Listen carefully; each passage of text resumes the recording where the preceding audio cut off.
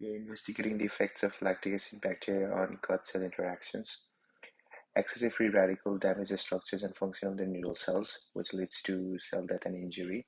This oxidative stress is the primary cause of neurodegenerative conditions as stroke, and use of antioxidants to combat this damage seems promising, but the brain does not really produce the antioxidants, and we obtain it from the gut-brain axis. Therefore, keeping this gut healthy is very crucial. The mechanism by which this occurs involves the release of factors from the gut, which promotes the cells to release antioxidants that travel through the gut-brain axis to minimize the stress in the neural cells, which is very fascinating. We hypothesize that the pre and co-cultures of the neural cells to the conditioned media made with the gut cells helps to protect the neural cells. In order to prove that, first we isolate the kimchi bacteria from the kimchi. We make the conditioned media with the supernatant, and then do the treatment to determine the neuroprotections on those cells. So the methods involved are first isolation of the bacteria from kimchi.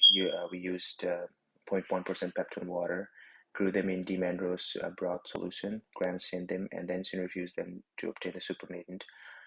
This supernatant was then used for co-culturing with the intestinal cells. We used KQ2, and then they were grown for 3 days under 37 degrees Celsius and 5% CO2 to obtain the conditioned media. The three treatment groups were involved: the negative control, the low and high dose at 20 and 60%.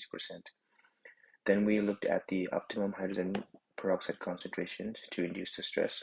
Um, for, we used 20 microliters per well for 96 well plates, and the doses were from 0 to 100 micromolar, and they were treated for 30 minutes. And the absorbance was read at 560 and 670 nanometers. Then finally, we did the treatments. For pre-treatment, the sideways cells were treated to conditioned media overnight, and then were treated to hydrogen peroxide the next day. For co-treatment, the sidewise, the conditioned media, and hydrogen peroxide were all treated at the same time. For the assay, we have the MTT and the DBPH. For the MTT, we used 5 milligram per milliliters of MTT solutions, incubated for 37 degrees Celsius, 5% CO2 for 2 hours. Then absorbance were read at 560 and 670 nanometers.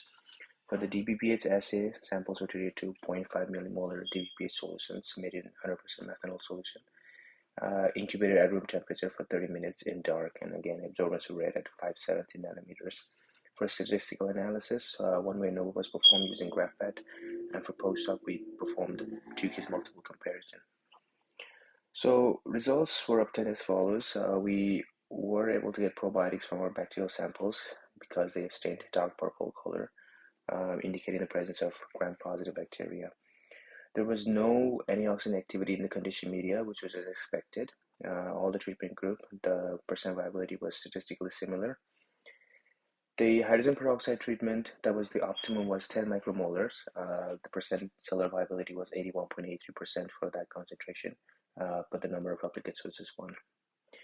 However, there was no difference in the viability among the treatments and the controls in both the pre and co-cultures. The cellular viability was similar across the board, um, but for the high conditioned media and high bacterial supernatant, the death was more compared to even the positives.